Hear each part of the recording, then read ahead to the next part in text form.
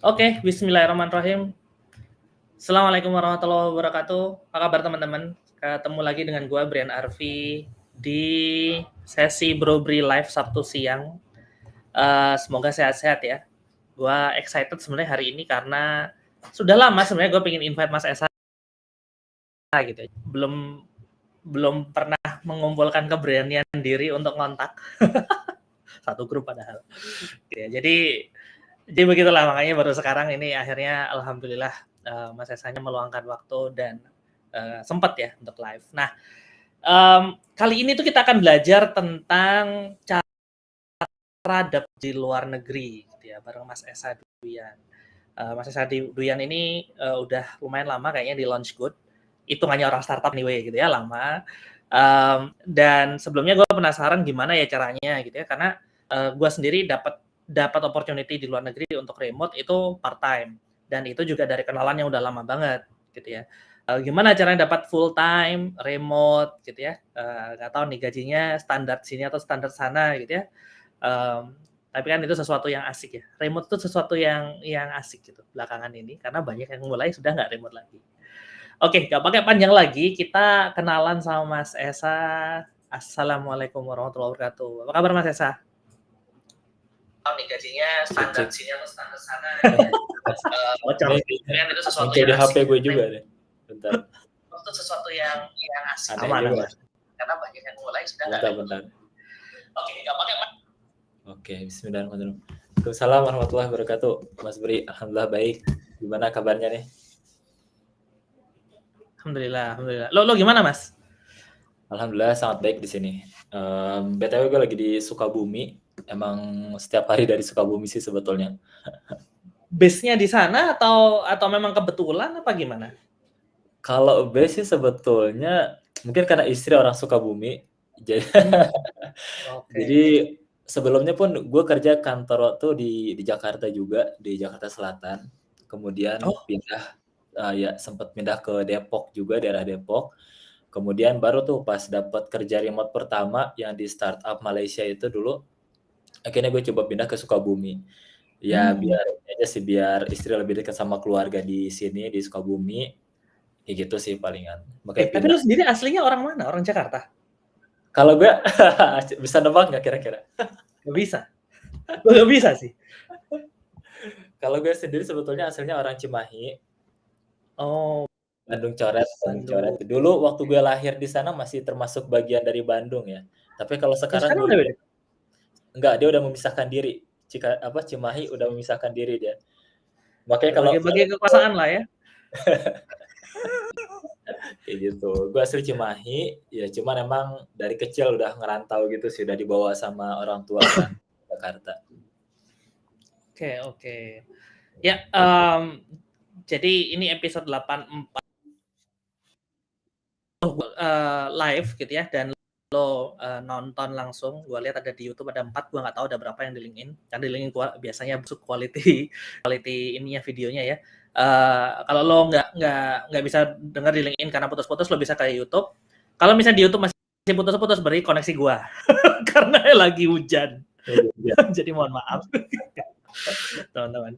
By the way, kenalin diri lo ya di chat ya, say hi supaya kita tahu siapa aja yang dengerin live.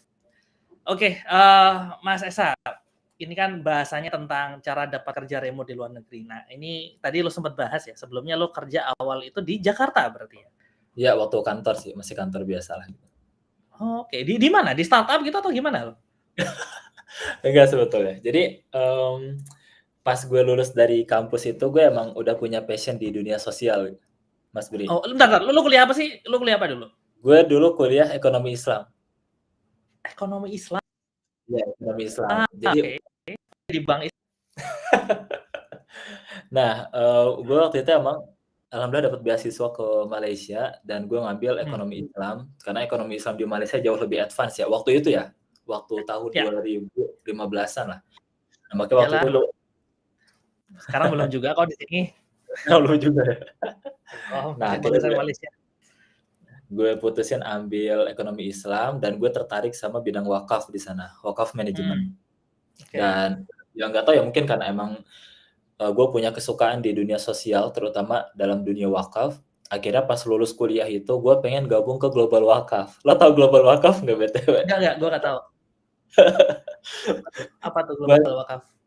buat orang-orang yang kerja di dunia non profit atau yayasan pasti tahu nih Global Wakaf itu Hmm. dia salah satu bagian dari ACT yang sempat ditutup sama pemerintah 2 tahun yang lalu.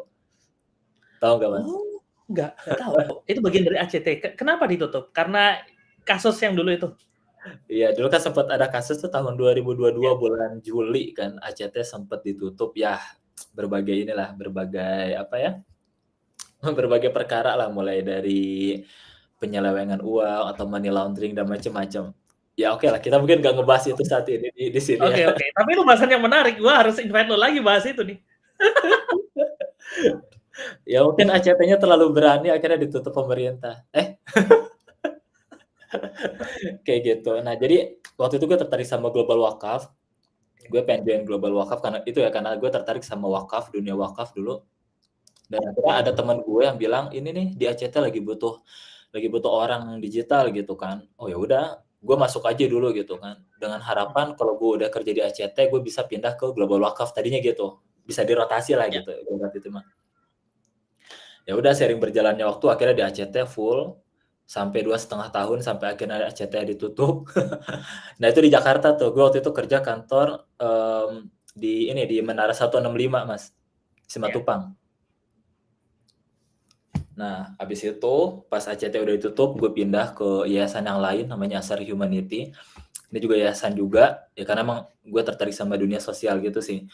Dan ini di Depok base-nya. Jadi gue pindah dari Jakarta, pindah ke Depok, dan itu masih ngantor. Nah, cuman ini mungkin baru masuk ke kenapa akhirnya gue pengen kerja remote gitu dari sini. Jadi emang di yayasan itu, terutama waktu gue di ACT dulu ya, di ACT itu kita hampir tidak pernah mengenal yang namanya tanggal merah.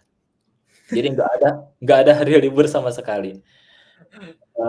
Makanya kalau ada orang bilang ACT gaji mahal gitu kan, padahal dia yayasan, ya mungkin dia belum tahu aja kerja di ACT kayak gimana gitu.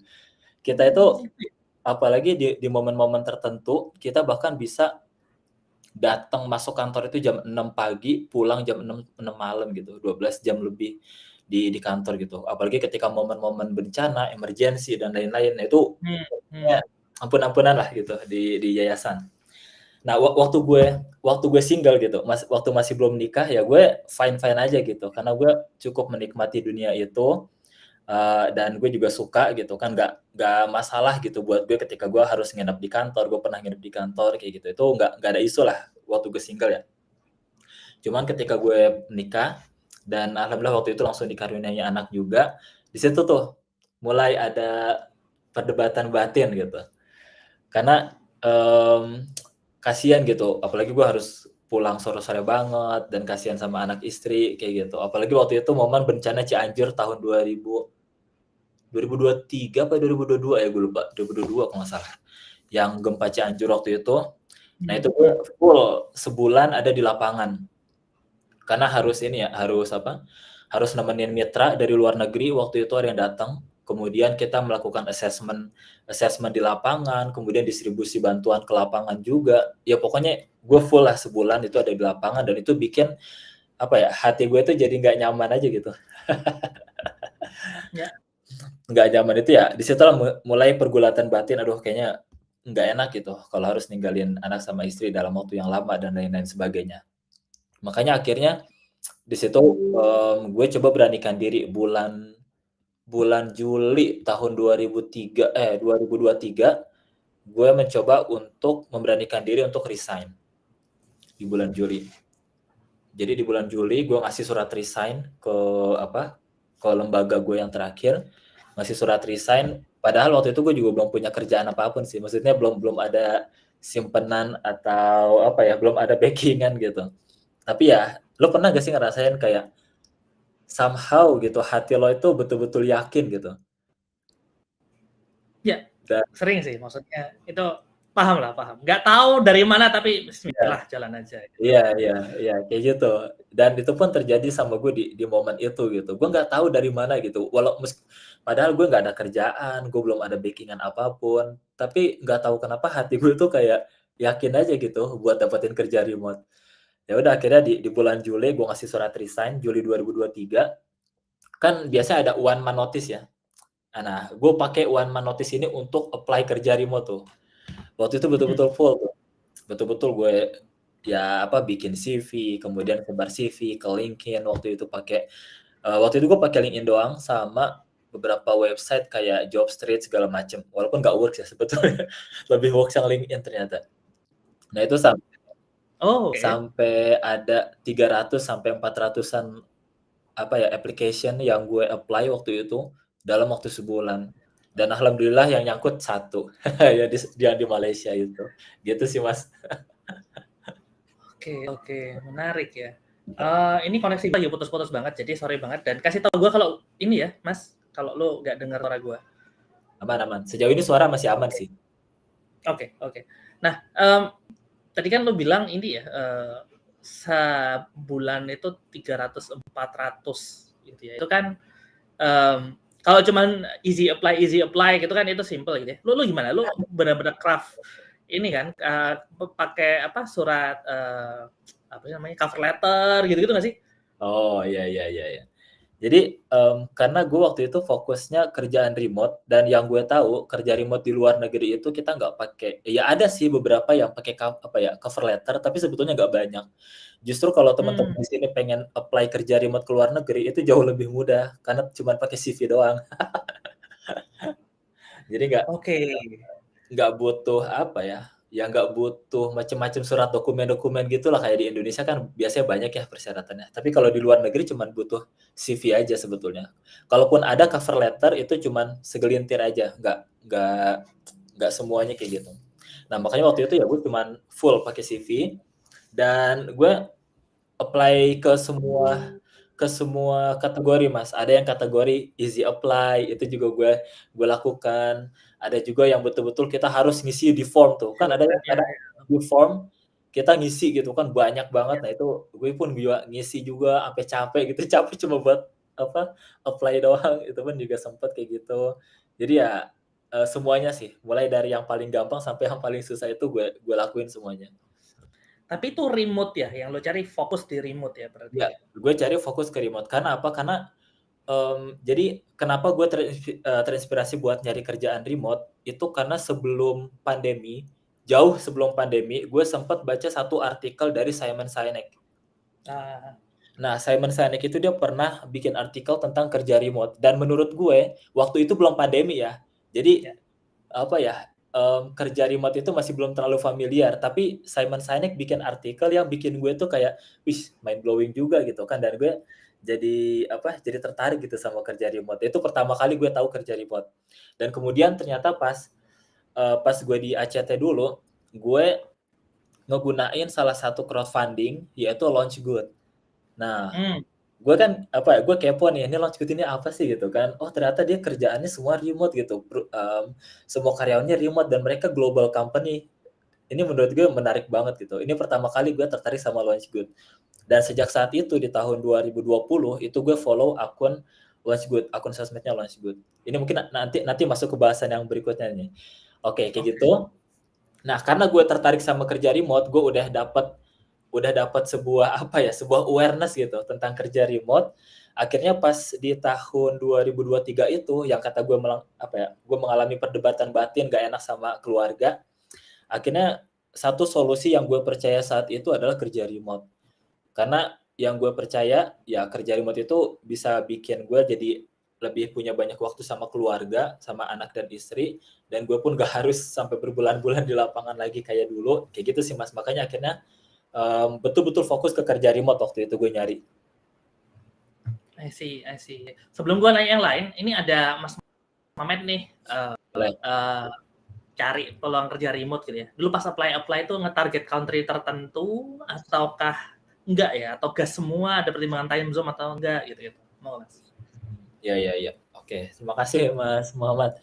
Jadi karena waktu itu gue dikejar deadline ya. Gue kan cuma punya waktu sebulan doang nih. One man notice gitu. Bagaimana caranya dalam waktu sebulan itu gue harus dapat kerjaan gitu kan. Karena kan gue harus menafkahi keluarga gitu. Nah, karena gue dikejar deadline, sebetulnya gue sama sekali nggak milih apa ya, negara-negara tertentu. Jadi semua negara gue coba, time zone apapun gue coba, meskipun dia time zone Asia kayak atau Amerika atau Eropa gue coba semua. Jadi betul-betul nggak ada pilih-pilih waktu itu. Yang penting dapat dulu kerja remote-nya. Kayak gitu sih Mas, waktu dulu. Kalau posisi yang lu apply sama dengan sebelumnya apa gimana, Mas? Oke, ini menarik nih, karena gue waktu apply kerja ke 300 atau ya katakanlah 300-an loker itu, gue bikin sampai 10 CV, Mas. 10 CV yang berbeda. Oke. Ini yang mungkin yang kita sebut dengan customizing CV. Jadi bikin CV yang betul-betul customize. Nah, gue sampai bikin ada 10 CV tuh. 10 CV dengan posisi berbeda. Ada yang posisinya itu lebih mendekati bisnis analis, ada yang lebih mendekati guru, ada yang lebih mendekati copywriting. Ya pokoknya seluruh pengalaman yang emang gue pernah punya itu gue bikin CV-nya di situ. Dan gue apply berdasarkan tema atau topik lokernya masing-masing. Kalau ada loker berhubungan sama bisnis analis, gue apply pakai CV yang bisnis analis. Kalau ada yang guru, ya gue pakai yang guru, kayak gitu. Jadi dari 10 CV ini gue macam-macam apply, kayak gitu, Mas. Ya fokus lo yang penting dapat kerja. Iya, yang penting dapat kerja remote. Tapi 10 itu banyak loh, Mas. Orang kadang suruh bikin 2 atau 3 aja males ya. Apa ya? Lu bikin 10, siapa yang ngajarin?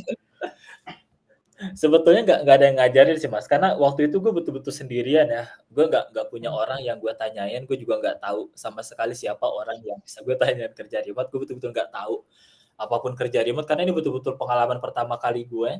Yang ya udah itu betul-betul scratch from zero gitu. Betul-betul semuanya itu dikerjain dari nol banget dan gue nggak tahu apa-apa. Makanya waktu itu ketika bikin CV pun ya gue cari-cari cara di Google, cara customizing CV, sampai akhirnya gue bikin formula sendiri kayak gitu. Ya alhamdulillah works juga gitu. Nah, emang betul bikin CV yang customizing itu berat banget ya. Bikin 1-2 aja udah capek banget. Apalagi bikin 10. Tapi ya ini mungkin kembali ke keseriusan kita ya sebagai pencari kerja gitu. Apakah kita betul-betul serius apa enggak gitu. Ya kalau kita malas ya kagak dapet juga ya. Karena bisa jadi hal-hal yang kita anggap sepele atau hal-hal yang kita malas melakukannya itu justru pintu rezeki itu datang dari sana. Jadi selain mungkin nanti gue bahas kembali ke CV ya. Sebelum ke CV gue pengen bahas yang lain dulu.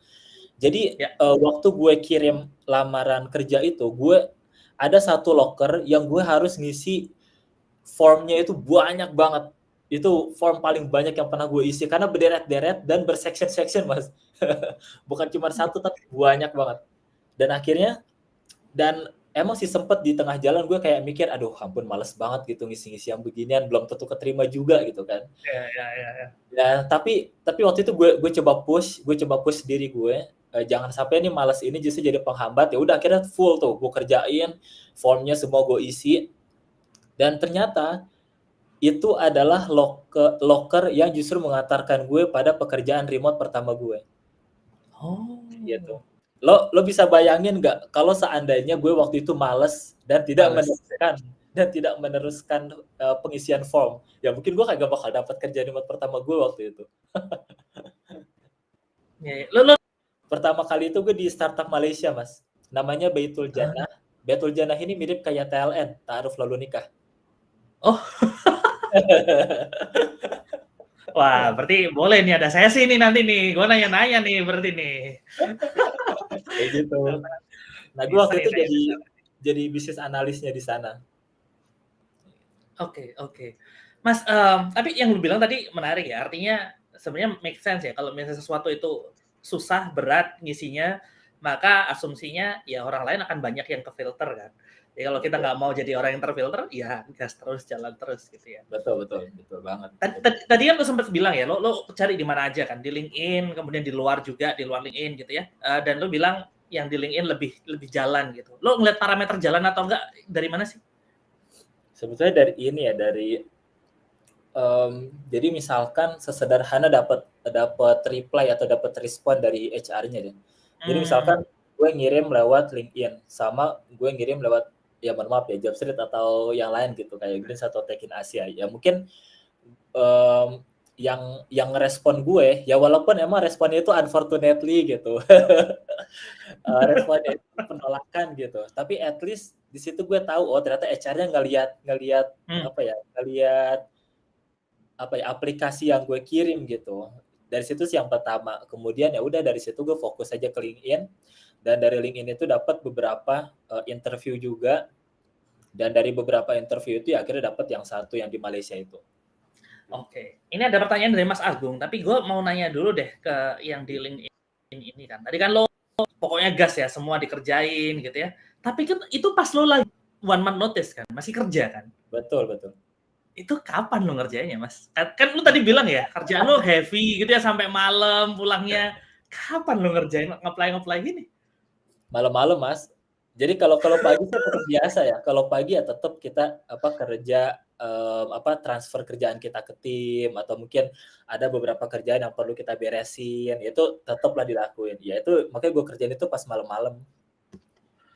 Gitu. Oke.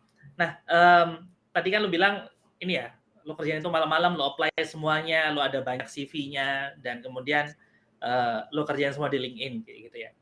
Lu dapat respon. Nah, caranya apa aja sih yang lu lakukan sehingga lu bisa memastikan lu dapat respons? Ada tips nggak buat teman-teman selain tadi ya, kalau misalnya itu ribet, ya udah yang penting kerjain gitu ya. Atau ya udah numbers game aja lo 300 400. Oke. Gimana? Ini mungkin pengalaman gue yang masih sangat tradisional banget ya, atau mungkin primitif banget, karena gue betul-betul cara klasik orang nyari kerja ya, yaitu kirim CV dan lain, udah cuma gitu doang. Ya, Nah, ya. waktu itu karena gue pakai cara klasik, mungkin nanti ada cara-cara lain ya, gue pun juga baru dapat dari beberapa teman juga. Nah, kalau cara klasik teman-teman cuman apply loker lewat CV kayak gitu, maka satu tips yang mungkin bisa saya kasih itu adalah customizing CV. Jadi gini, yang gue maksud dengan customizing CV adalah kita perlu tahu kebutuhan dari perusahaan. Contohnya gini, kalau ada perusahaan mereka butuh orang jadi katakanlah jadi bisnis analis misalkan contohnya. Nah, itu kan berarti memang perusahaannya punya kebutuhan di situ. Nah, cara paling sederhana kita untuk melihat kebutuhan itu adalah dari job desk. Dari job description yang ada di LinkedIn. Nah, teman-teman bisa baca. Jadi bukan cuma sekedar baca doang, tapi betul-betul dipahamin mereka itu butuhnya apa sih gitu. Mulai dari kualifikasinya, dan pastikan seluruh kata-kata yang ada di job description itu muncul di CV-nya teman-teman. Kalau gue cara mastiinnya gitu. Misalkan waktu gue ngelamar kerja di Launchgood ya misalkan, jadi BizDev. Nah, itu mereka perlu orang-orang yang terbiasa kerja di NGO. Di job desk-nya ada tuh kayak gitu. Ya udah, gue masukin kata-kata NGO itu ke CV gue. Kalau gue pernah kerja di NGO selama 4 tahun lebih gitu, jebret taruh di situ di bagian summary. Karena apa? Karena kalau setahu gue, yang namanya CV ATS itu bakalan pakai screening. Dan itu bakalan di matching gitu antara job desk sama CV, itu bakalan di match, dan berapa nih jumlah skornya, apakah mendekati atau enggak. Kalau skornya mendekati ya lo punya potensi lebih besar untuk di interview. Tapi kalau ternyata nggak match antara job desk sama CV, ya udah bakalan dilewat begitu aja. Jadi yang pertama sih sarannya customizing CV, betul-betul pastikan kata-kata atau tulisan yang ada di job desk. Dan pastikan kata-kata yang ada di job desk itu ada di CV teman-teman. Itu kalau CV ya. Dan kemudian belakangan gue juga tahu dari teman-teman yang lain, kayak misalkan mereka ada yang DM LinkedIn ke headhunter-nya atau hiring manager-nya. Sesederhana mungkin connection dulu, terima kasih dulu karena udah ngeposting ini segala macam bla bla ya, basa-basi dulu lah kayak gitu. Dan baru tuh nanti akhirnya dari situ bisa melakukan pendekatan kayak gitu sih. Oke, menarik. Tadi gue baru sempat ngecek di LinkedIn, ternyata yang nonton ada lumayan banyak, 29 orang. Mantap. Oke, Mas, sebelum kita lanjut ke pertanyaan selanjutnya, ada pertanyaan yang bisa dijawab nih dari Mas Gibran gitu ya. Background saya BizDev, Sales, Marketing, IT gitu ya. Sempat dinas ke Jepang dan India, tertarik dengan remote work gitu ya. Cuman bingung, apa remote work itu cuma untuk IT technical aja gitu. Makasih. Nah, lo cerita Mas. Siap. Terima kasih ya Mas Gibran. Ini pertanyaan yang sering banget ditanyain ya. Memang untuk sekarang kalau kita ngelihat pangsa pasarnya, memang yang paling banyak itu IT, dominan back end, front end. full stack kayak gitu-gitu, QA, data analis, memang paling banyak ke IT.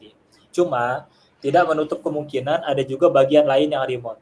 Misalkan kayak gue sendiri ya, gue BizDev gitu. Itu kan gak ada IT-IT-nya tuh. Nah, itu BizDev pun ada. Kemudian selain itu gue pernah ngelihat finance. Finance pun ada tuh. Apa finance, kemudian accounting, beberapa perusahaan itu mereka minta untuk finance yang remote. Kemudian gue pernah dapat lagi yang event organizer. Kemudian ada juga yang psikologi. Jadi mereka butuh orang-orang di dunia psikologi untuk jadi kayak semacam apa ya, semacam mentor atau apa gitu di secara online. Nah, itu pun ada. Jadi intinya yang gue pengen katakan adalah memang yang paling banyak itu pasarnya di IT, tapi insya Allah tidak menutup kemungkinan buat teman-teman yang lain pun juga join. Karena kerja remote ini, selama teman-teman kerja cuma pakai laptop, insya Allah itu bisa dilakukan secara remote. Gitu. Beda sama dokter ya, atau mungkin di sini ada Mbak Afifa, gue lihat Mbak Afifa dia di lab ya, ya itu kan nggak memungkinkan buat di ini ya, nggak memungkinkan buat remote gitu. Tapi sekarang dokter bisa jarak jauh juga loh, Mas. Lo Pakai tahu ini kan ya, beberapa ya. pakai AI sama ini Iya, robot. benar. Cuman masih belum umum lah, belum common gitu ya. Tapi mulai ke sana arahnya. Mulai ke sana betul. Jadi tidak hanya IT ya. Dan gue inget sih ya, ada teman Mas Irfan itu teman gue yang bantu gue sebelumnya di urusan live gini, itu juga kerja remote juga, copyright gitu. Jadi Copywriting gitu. ya itu hal-hal yang bisa dilakukan ya. Gitu. Betul, Jadi betul. teman-teman tidak harus di IT technical aja, possible. Walaupun mungkin opportunity-nya jauh ya dibandingin yang IT technical. Nah, Mas, Betul. tadi lo sudah bahas beberapa tips kan tentang cara-cara yang tadi ya, jadi custom CV gitu ya, lihat dari requirement, kuncinya harus ada. Kemudian DM LinkedIn ke headhunter atau hiring manager. Itu kalau bisa ya yang benar gitu ya. Nah, lo yang gue perhatiin Mas ya, kadang orang-orang itu apalagi kalau dia baru-baru ngelamar kerja gitu ya, baru gue udah apply ke 10-20 kok nggak diterima terus down gitu ya. Karena gue pernah ngalamin Mas, apply gue tuh ya 100-200 kayak gitu ya. 10-20 sudah kayak gitu mau gitu kan. Nah, kalau lo bilang ya 300-400 dalam sebulan, itu artinya sehari itu 10 lebih kan berarti kan. Ya.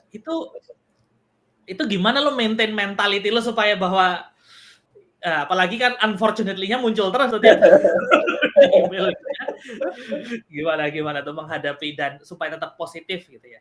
Ya. Ini sejujurnya pertanyaan yang agak berat buat gue, bukan berat karena jawabnya, cuman sebetulnya karena gue bingung jawabnya aja sih Mas. Karena gini, mungkin karena gue dari kecil biasa hidup terbatas gitu ya, jadi mentalitas gue tuh udah terbentuk secara natural gitu. Makanya gue agak bingung jawabnya sih. Cara supaya mental kita tetap kuat ya. Apa ya? Kalau gue pribadi ya, oke lah katakanlah gue secara natural emang udah terlatih. Tapi buat teman-teman yang mungkin masih belum begitu terlatih, mungkin ada motivasi lain. Kayak misalkan kalau kayak gue pribadi itu motivasi gue ya berarti keluarga tadi ya. Karena apa? Karena kalau gue kagak dapat kerja, keluarga gue kagak makan gitu. Sesederhana kayak gitu. Jadi mau nggak mau tuh gue punya rentang waktu deadline selama sebulan ya gue gimana caranya gue dapetin kerja gitu. Karena ada motivasi di balik gue yaitu keluarga. Nah mungkin itu pun juga bisa dilakukan sama teman-teman. Coba cari satu orang atau mungkin motivasi teman-teman yang bisa bikin teman-teman itu tetap kuat. Mungkin emang dapetin unfortunately itu emang susah sih, apa ya berat gitu. Kadang bikin kita sedih, kadang bikin kita jadi loyo. Bahkan gue pun juga sempat ngalamin, aduh ampun, dapat unfortunately lagi gitu kan. Itu juga bikin semangat kita jadi turun. Itu pun juga pernah gue alamin dan kembali tadi ya, yang penting ada satu motivasi yang kita pegang. Dan dalam hal ini kalau gue sih emang keluarga gue gitu. Ya daripada keluarga gue kagak makan, mendingan hantem aja terus gitu. Iya. Berarti sebenarnya yang perlu di-push itu adalah why-nya kan sebenarnya kan. Why? Kalau Betul lu why. punya alasan yang cukup kuat, ya hambatan kayak gimana lu bakal hajar aja kan sebenarnya kan. Betul Di why lain sih. sisi kalau misalnya lu nggak begitu minat ya udah gitu ya, lu bakal stop kan gitu kan ya. Iya betul. Oke. Betul. Nah, ini ada banyak sebentar. Gua mau ke pertanyaan yang tadi di atas dari Mas Agung gitu ya. Ini kan tadi kerjaan yang paling cocok remote luar negeri. Ini sama sih sebenarnya. Yang dibutuhkan coding. Nah ini tapi nanya spesifik nih, data entry kayak gitu itu ada nggak sih? Tadi kayaknya ada Mbak Greta jawab juga. Asisten tuh ada ya, virtual assistant gitu? Ada sih virtual assistant ada. Sekarang apalagi lagi booming virtual Ya, assistant. iklannya banyak di Facebook. Betul. Banyak banget virtual assistant. Karena kadang-kadang kan ada perusahaan-perusahaan yang mereka perlu bantuan admin kayak gitu-gitu ya, dan mereka mungkin nggak kalau nge-hire orang dedikasi buat gituan, ya mungkin bakalan banyak orang yang harus di-hire gitu. Makanya mereka mungkin cuma perlu 1 orang yang di-hire tapi bisa ngerjain banyak hal kayak gitu. Nah, mungkin mereka perlu virtual assistant. Sama ini sih Mas yang salah satu cara kreatif yang mungkin bisa kita coba. Jadi teman-teman, kalau teman-teman punya skill apapun, entah itu data entry, entah itu copywriting, entah itu video editor, macam-macam, coba teman-teman tawarin jasa ke perusahaan-perusahaan. Kayak misalkan bisa di LinkedIn, teman-teman pakai DM aja, DM perusahaannya, DM hiring manajernya, kira-kira butuh nggak nih video editor? Atau mungkin kita bisa riset market dulu, kira-kira perusahaan ini butuh video editor nggak sih? Kalau ternyata kita ngelihat ada kebutuhan di sana, ya udah langsung aja tawarkan jasa. Jadi kita yang jemput bola, jangan sampai kita yang nungguin, tapi kita yang coba cari peluang di situ. Bahkan bisa sesederhana pakai Google Map. Misalkan teman-teman pakai Google Map, cari UKM di sekitaran situ, UKM yang kayaknya mereka butuh copywriting, mereka butuh jasa digital marketing. Nah, coba tawarin jasa dari situ. Mungkin untuk tahap awal itu bagus untuk kayak semacam teman-teman punya proyekan dulu, punya proyekan freelance macam-macam. Tapi kan nanti kalau udah ada pengalaman, itu bisa tuh ditarik ke yang lebih jauh lagi untuk full time. Kayak gitu sih. I see. Jadi path-nya ke sana itu bisa juga lewat non full time dulu gitu ya. Jadi lo kayak freelancing atau proyekan gitu ya. Kalau lo bisanya udah bagus, itu mungkin bisa ngarah ke full time gitu ya. Dan ini saat-saat lo bilang offering itu offer ke company luar negeri kan gitu berarti ya? Atau lokal sini aja? Atau gimana? Bisa lokal dulu, mungkin kita mainnya di lokal dulu. Bisa juga nanti misalkan di lokal udah oke, baru nanti kita offer ke luar negeri kayak gitu. Oke. Tapi again ya, ini artinya harus siap dengan rejection ya. Ditolak. Iya, harus siap dengan rejection. Intinya sih kita perlu tahu kebutuhan perusahaan sih Mas, kita perlu riset dulu emang.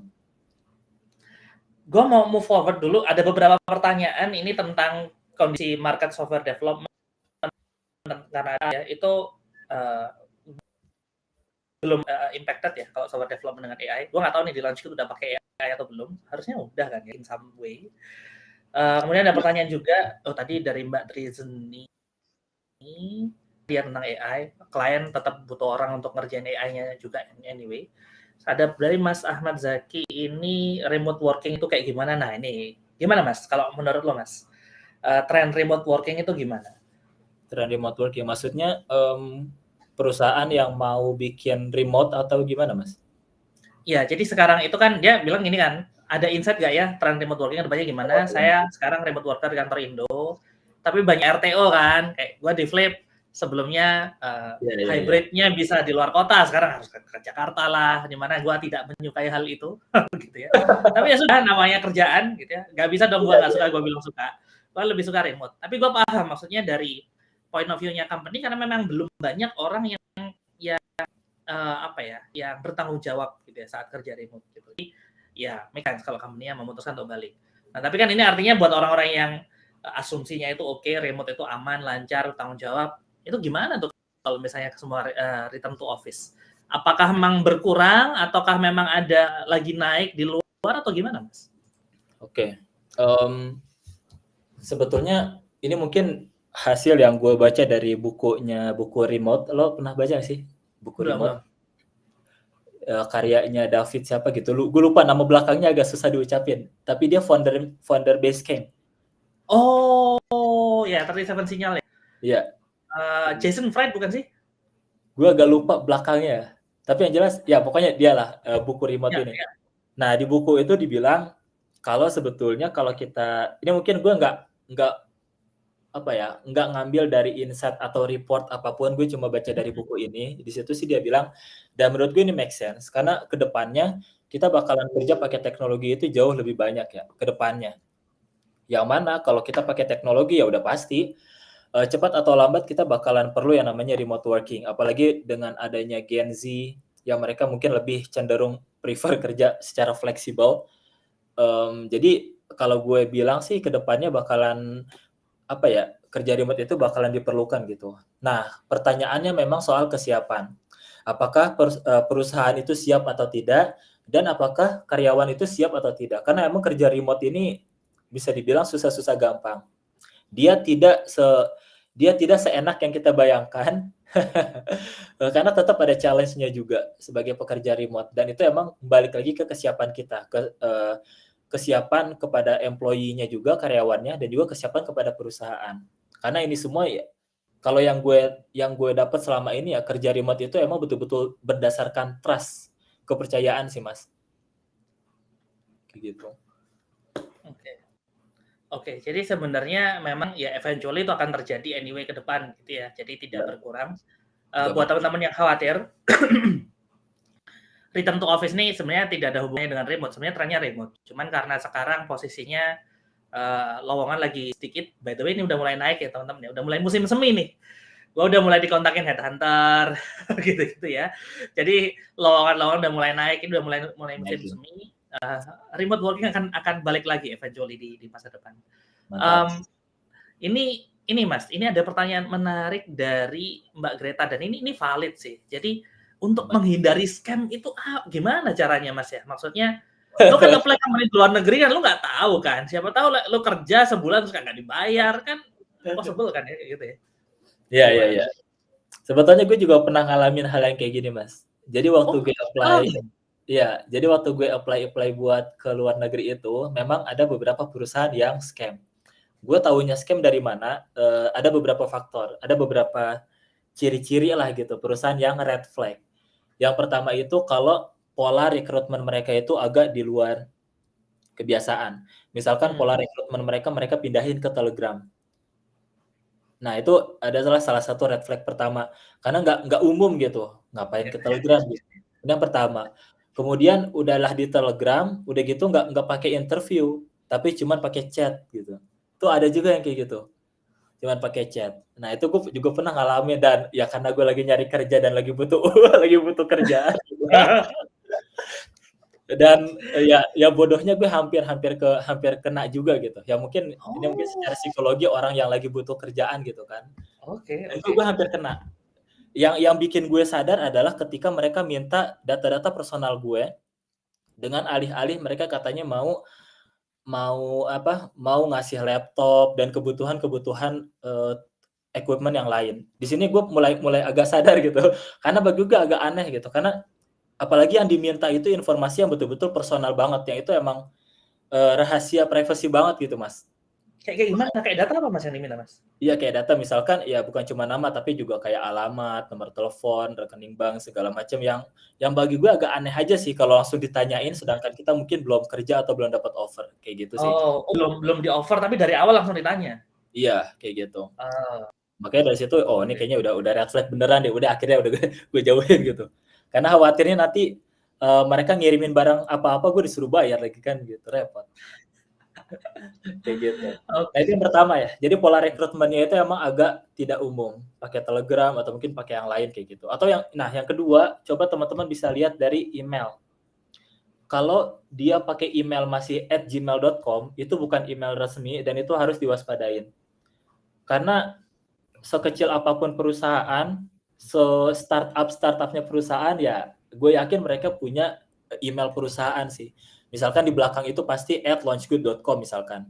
Jadi bukan yang gmail.com. Nah, itu kalau ada yang pakai gmail.com, masih pakai gmail.com ya itu harus diwaspadain.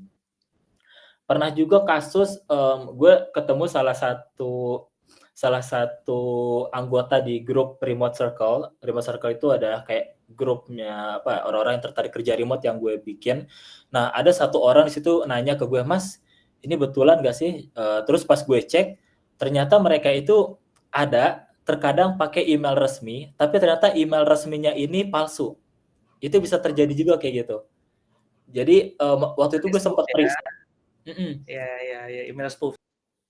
Kayak gitu. Walaupun gue lihat di belakangnya udah email resmi, Tapi kemudian pas gue cek langsung ke websitenya, oh ternyata ini email bohongan. Bahkan ternyata ada yang kayak gitu juga.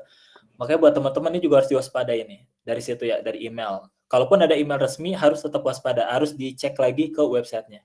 Atau nanya langsung ke customer service di websitenya, ini beneran email dari perusahaan ini bukan, kayak gitu. Nah itu, jadi dari cara rekrutmen, kemudian dari email, kemudian dari ini sih, kerjaan yang menurut gue nggak masuk akal. Kerjaan yang nyuruh kita buat bayar. Nah, gue juga pernah juga tuh hampir kena juga. Jadi ada kerjaan-kerjaan tertentu di awal-awal sih kita betulan dapat uang ya di awal-awal. Ini ngomong, Mas Bri, halo halo, aman? Masih apa? Oke. Nah, di awal-awal itu kita betulan dapat uang gitu kan. Tapi beberapa saat kemudian atau mungkin beberapa waktu kemudian dia akan minta kita buat bayar.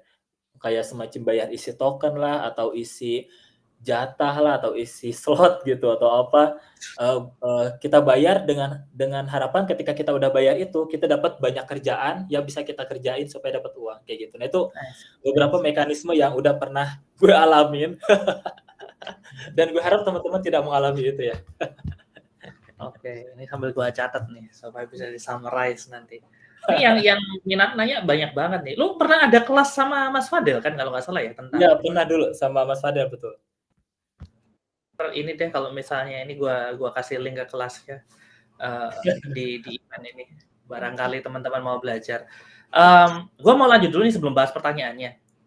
Ini ternyata banyak banget yang nanya. Jadi tadi kan setelah lo apply tadi dan kemudian lo kerja di Malaysia gitu ya, itu yang mau gue tanyain adalah apakah ini benar-benar ya numbers game aja gitu ya, kayak lo apply 300, 400 gitu ya, dan ya udah luck based kan, artinya lo nggak kenal siapa-siapa di sana, nggak ada orang dalam, ya udah lo jalanin aja, eventually lo akan dapat, have faith aja gitu ya. Ataukah ada cara lain sebenarnya? Ada yang lo lakukan selain dari tadi ya, yang udah lo ceritain ya? Ada lagi nggak yang lain? Oke.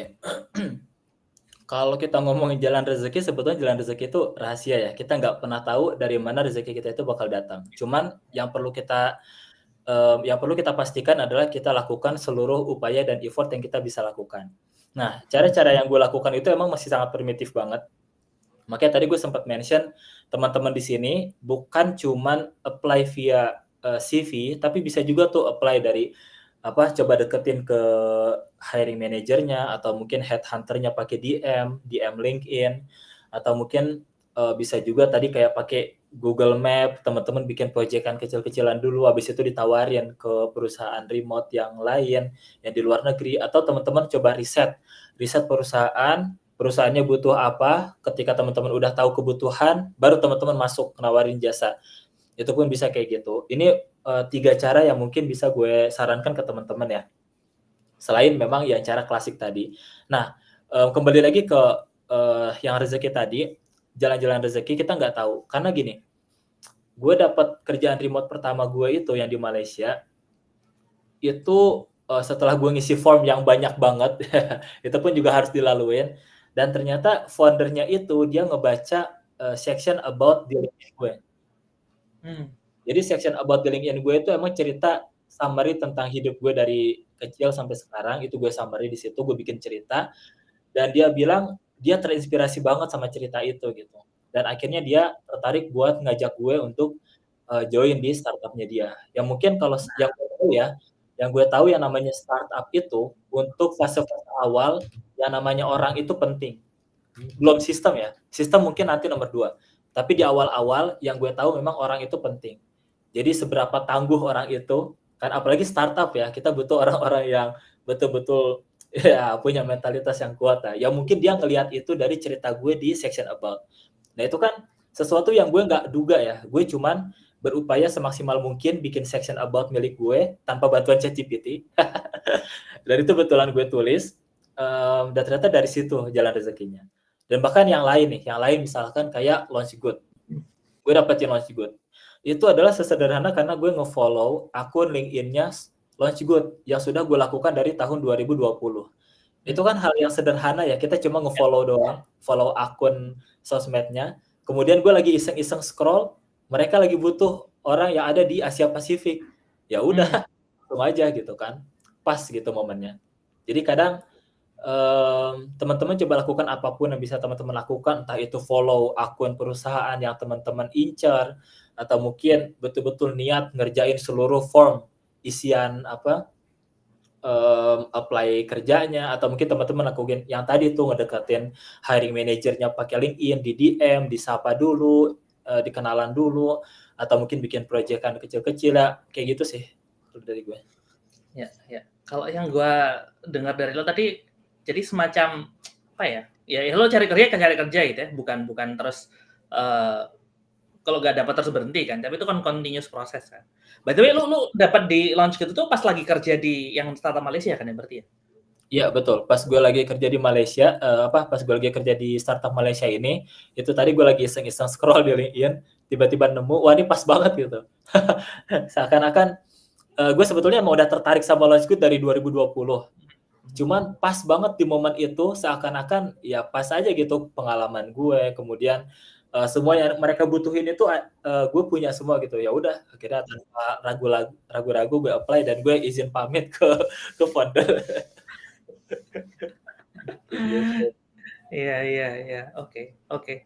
Ya, jadi gitu ya teman-teman ya. Jadi intinya sebenarnya lo mau lagi cari atau enggak, nggak boleh ini ya, nggak boleh males ya. Kalau misalnya Mas Esa aja pas lagi kerjaan lagi heavy, bisa apply lebih dari 10 sehari, bikin custom CV 10 gitu ya. Itu selama sebulan gitu ya. Itu nggak ada alasan sih. Kalau misalnya lo bilang lo nggak sempat, nggak sanggup segala macam, ya berarti reason-nya kurang kuat aja, goal-nya kurang kuat aja gitu ya berarti ya.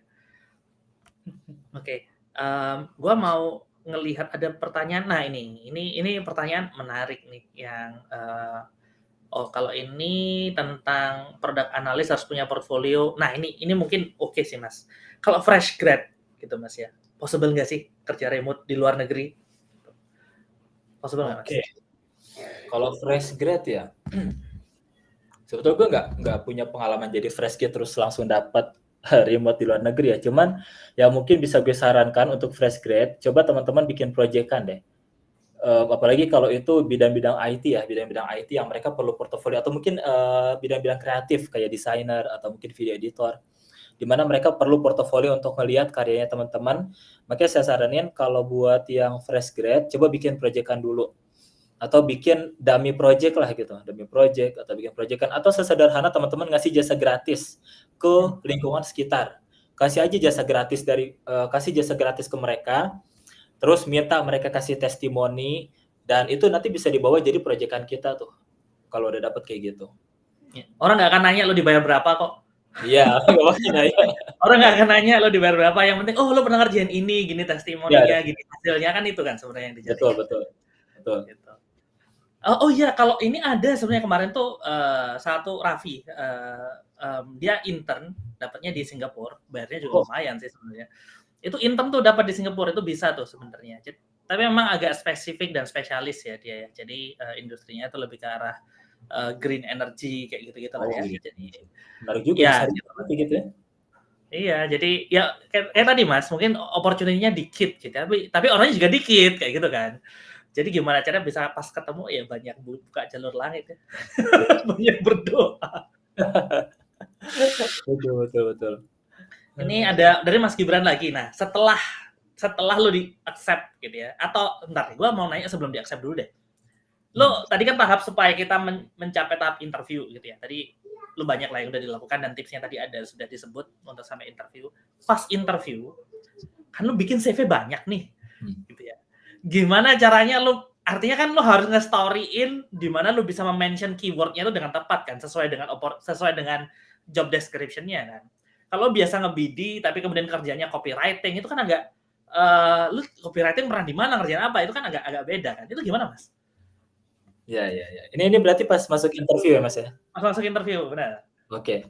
Kalau pas masuk interview, misalkan gue diterima di bagian yang BizDev nih. Misalkan gue diterima di bagian yang BizDev, yang gue apply untuk BizDev. Ya udah, gue nggak bakal mention yang copywriting itu. Gue nggak akan mention skill gue yang jadi guru itu nggak bakal gue mention, tapi gue bakal mention seluruh pengalaman gue yang berhubungan sama BizDev. Kayak gitu sih. Mulai dari mungkin gue dulu punya proyekan gue apa ya kayak semacam punya apa pernah jualan sendiri, punya usaha sendiri, itu kan bagian dari BizDev juga ya. Kayak gitu dan kemudian pengalaman gue dulu ketika gue udah apalagi waktu di Launchgood dulu, ya gue masukin aja seluruh pengalaman gue pernah jadi international partnership, gue udah gue biasa nge-handle mitra dari luar negeri, dari sini negaranya gue sebutin kayak gitu. Intinya kita emang harus tahu paham kebutuhan perusahaan. Makanya yang apa ya, teman-teman ketika bikin bikin CV itu perhatikan job desk-nya dan juga coba masuk ke website dari perusahaannya. Kira-kira apa yang mereka butuhin? Karena gue ketika Launchgood lagi buka untuk BizDev Asia Pasifik, gue bukan cuma mau pelajarin job desk-nya doang, tapi gue coba pelajarin apa sih yang betul-betul mereka butuhin itu sebetulnya apa gitu. Dari situ kemudian ketika gue paham, oh ternyata mereka butuh orang yang udah biasa di Asia Pasifik, ngehandle mitra-mitra yang ada di wilayah Asia Pasifik. Ya udah, ketika gue tahu itu kebutuhan mereka, gue bisa mention yang pas untuk sesuai Keywordnya dengan ya yang mereka cari ya. Iya, sesuai dengan yang mereka cari. Jadi gue bisa mention itu aja gitu, fokus ke sana kayak gitu. I see. Menarik kayak gue gak kebayang gimana caranya lo ngerjain itu pas sambil kerja, sambil kemudian apply yang lain juga kan, sambil nyiapin interview kayak gini itu gak kebayang sih gue juga. Orang ini apa istri gue pun juga sampai bilang, ampun, apa kamu kerja keras banget tuh waktu ini. Oke, nah tadi setelah interview gitu ya, lo artinya pernah sampai interview dan kemudian di reject kan berarti kan? Pasti kan? Betul. Nah, dan apakah semua yang interview itu cuma sekali atau 2 kali dan kemudian success rate-nya gede nggak sih kalau udah sampai interview sebenarnya, Mas? Kalau yang lo alami ya? Kalau yang gue inget, gue pernah interview itu sampai 8 kali ya kalau gue nggak salah inget ya. Jadi 8 kali gue interview, kemudian ada satu yang lolos tuh yang pertama kali di Malaysia itu. Nah, tapi yang lainnya itu di reject waktu gue masih interview yang pertama. Ya mungkin karena gue nge-apply ke startup, jadi gue interview pertama itu langsung sama foundernya gitu, bukan sama HR-nya atau bukan sama user ya, tapi emang langsung sama si foundernya gitu. Kayak gitu sih dan ya mungkin bisa macem-macem ya, entah mungkin emang skill gue yang belum pas atau mungkin ya nggak tahu sih kebijakan foundernya gimana kayak gitu. Tapi yang jelas gue pernah di reject juga. Oke. Nah, berarti sekarang lanjut ke urusan legalitas nih, kontrak, upah, kayak gitu-gitu. Itu biasanya gimana tuh, Mas? Kalau lo kan udah 2 kali nih ya, dan nanti gue akan share juga pengalaman gue gitu. Tapi gimana biasanya kalau dalam kontrak legalitas bayaran kayak gitu, Mas? Sesuaikah dengan lokal sini ada rate yang increase-nya atau gimana sebenarnya? Oke. Buat teman-teman yang mungkin saat ini lagi proses interview atau mungkin yang mau menuju ke arah sana insyaallah, pastikan dulu teman-teman di sana itu di kontraknya apa gitu sih, tipe kontraknya apa. Apakah teman-teman jadi independent kontraktor atau teman-teman jadi employee of record. Secara garis besar cuma 2 itu ya. Ada sih emang FTE, full time employment, tapi oke lah secara garis besar cuma 2 itu kalau buat pekerja remote. Nah, ketika teman-teman sudah tahu itu, teman-teman nanti bisa nego gaji lebih baik. Karena gue sempat melakukan kesalahan, Mas, buat nego gaji ini. Yang pertama waktu gue jadi independent kontraktor. Nah, gue waktu itu nggak tahu tuh apa itu independent kontraktor. Cuman pas dapat gaji, gue baru tahu gitu. Oh, ternyata ini independent kontraktor. Jadi independent kontraktor itu benefitnya itu ya cuman gaji doang, nggak ada apa-apa lagi. Cuman gaji tok udah. Nah, ketika teman-teman cuma dapat gaji, pastikan teman-teman masukin unsur yang lain yang teman-teman pernah dapetin di perusahaan sebelumnya. Misalkan teman-teman pernah dapetin BPJS. Nah, masukin tuh biaya BPJS ke gaji kalau teman-teman jadi independent kontraktor. Karena jangan sampai gaji ini dipotong nanti buat berbagai macam kebutuhan.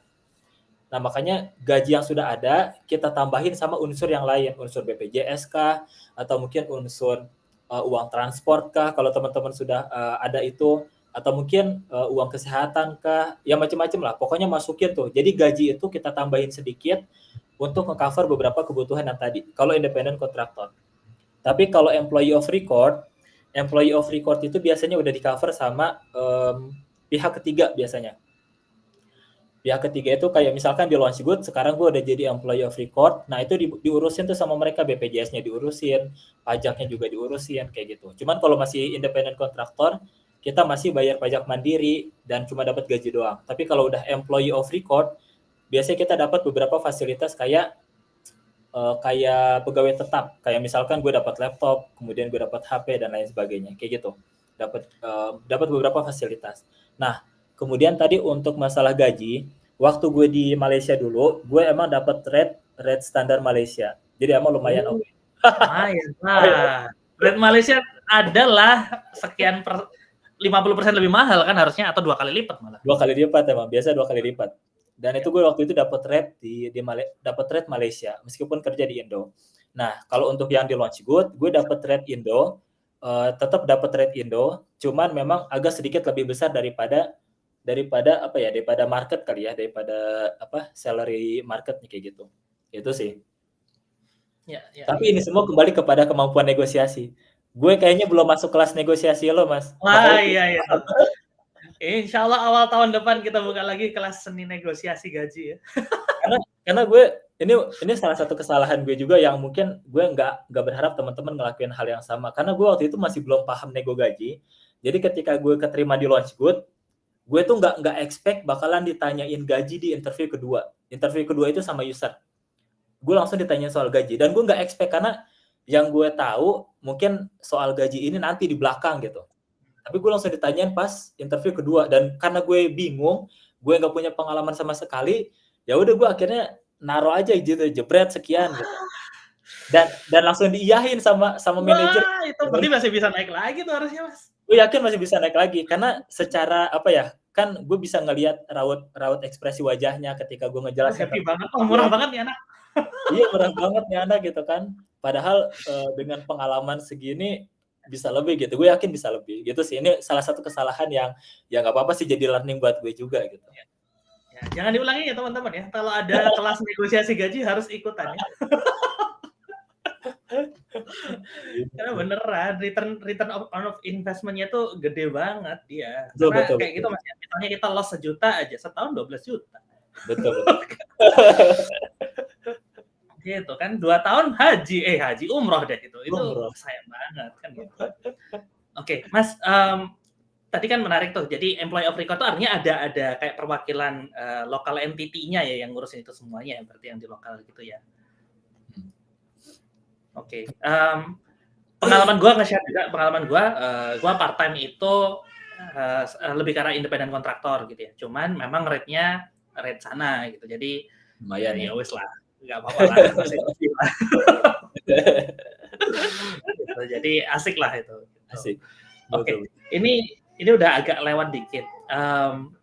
Teman-teman kayaknya banyak yang pingin nanya-nanya. Mas Iti, tadi kan lu sempat mention WhatsApp grup lu. Itu open untuk publik atau cuma untuk yang sudah sempat ikut kelas lu atau gimana sih? Ya, kalau sekarang sih sebetulnya gue tutup dulu grupnya. Karena gue tutup dulu karena membernya mungkin udah agak banyak dan gue sendiri masih belum begitu aktif buat woro-woro di grup gitu, Mas. Makanya gue pengen tutup dulu. Gue pengen coba ngebangun engagement lagi di grup, makanya untuk sekarang belum gue buka. Ya mungkin nanti akan gue buka lagi nanti. Lo kapan sih lo ada rencana bikin kelas lagi gitu nggak sih, Mas? Gue rencana ada bikin kelas nanti buat awal-awal tahun. Rencana gue kayak pengen bikin nggak tahu bootcamp atau master class, jadi itu kayak beberapa series gitu untuk ngejelasin dari awal sampai akhir supaya teman-teman bisa dapetin kerja remote. Rencana kayak gitu. Mungkin gue bakalan bikin kelas ini antara Desember atau Januari.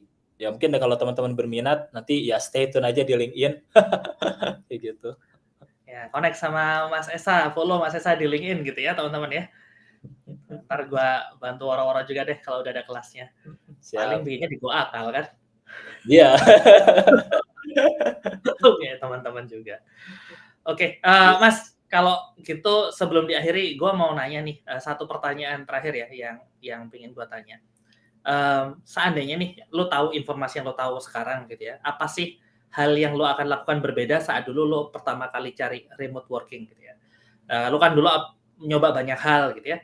Kalau misalnya sekarang lu dengan apa yang lu ketahui sekarang, tapi lu ada di posisi yang dulu, apa yang akan berbeda yang akan lu lakukan? Ya, oke. Hal yang berbeda yang bakalan gue lakukan itu sebetulnya ini ya, gue akan coba cari koneksi dari hiring manager. Kenapa dari sana? Karena kebanyakan lowongan kerja itu sebelum dia dimasukin ke apa ya, kayak portal job, sebelum masuk ke sana mereka biasanya nyari dari karyawan terdekat. Dan itu yang terjadi sama Launchgood saat ini. Jadi sebelum Launchgood woro-woro di job portal, itu biasanya di-share dulu ke karyawan. Ini punya teman nggak di sini? Punya teman nggak di sini? Makanya kalau gue punya ilmu gue saat ini dan gue ada di masa yang lalu gitu. Yang pertama kali gue lakukan sih gue bakalan coba cari koneksi ke hiring manager atau mungkin ke employee di perusahaan-perusahaan yang udah kita incer atau yang kita tahu dia punya kerja remote. Jadi misalkan kita tahu nih perusahaan A biasa punya kerja remote, ya udah kita coba bangun koneksi dulu, bangun hubungan dulu dari sekarang. Jangan sampai koneksi teman-teman itu cuma transaksional gitu. Pas lagi butuh baru connect gitu ya. Kalau bisa dari sekarang, coba dibangun dulu koneksinya, sekedar say hello, kemudian kenalan dan lain-lain macam-macam lah kayak gitu. Karena insya Allah ketika teman-teman sudah jadi top of mind yang ada di hiring manager, nanti mereka bakalan langsung tuh, oh ini perasaan kemarin ada yang jago video editor nih si ini, udah deh coba kasih ke dia gitu misalkan kayak gitu. Kalau gue gitu sih Mas. Siap. Align sih Mas, memang bener ya. Artinya jangan sampai transaksional lu butuh baru connect, baru DM gitu ya. Tapi benar-benar harus plan for long term sih. Lu nongol di postingannya dia di LinkedIn, komen lah, follow lah, dari waktu ke waktu kayak gitu. Pasti akan diingat kok, karena gue ingat orang-orang yang komen nih. Mungkin kalau sekali 2 kali oke lah ya. Tapi kalau hampir setiap kali gue live dia nongol, komen, nge-like, itu aja gue inget. Sehingga sometimes kalau misalnya ada yang bisa gue bantu, tentu saja orang tuh pingin bantu kan gitu kan, atau gue inget nih orang ini kayak gitu loh. Gitu. Jadi itu perlu dilakukan. Kalau misalnya kan ribet, susah, repot, ya gimana Pak? Lu pingin sesuatu yang enak ya emang ada perjuangannya kan gitu. Iya. Mau gak mau emang harus berjuang juga dari kitanya juga. Oke, thank you banget Mas Esa. Ini sesinya seru banget. Banyak teman-teman yang interaksinya juga. Biasa jarang ini kayaknya salah satu yang paling banyak interaksinya pertanyaan dari teman-teman. Gue pingin ngobrol sama lo lagi bahas tentang sosial dan TLN sebenarnya. Gue cari sesi yang lain deh Mas untuk invite lo Januari atau Februari gitulah ngobrol-ngobrol lagi. Aman insyaallah. Siap. Oke, thank you banget Mas Esa. Buat teman-teman yang sudah nongol, komen, nyimak, makasih banyak. Dan nanti insya Allah lu bisa tonton ini recordingnya di YouTube kalau misalnya lu mau. Sampai ketemu hari Selasa besok audio dan pekan depan dengan guest yang beda.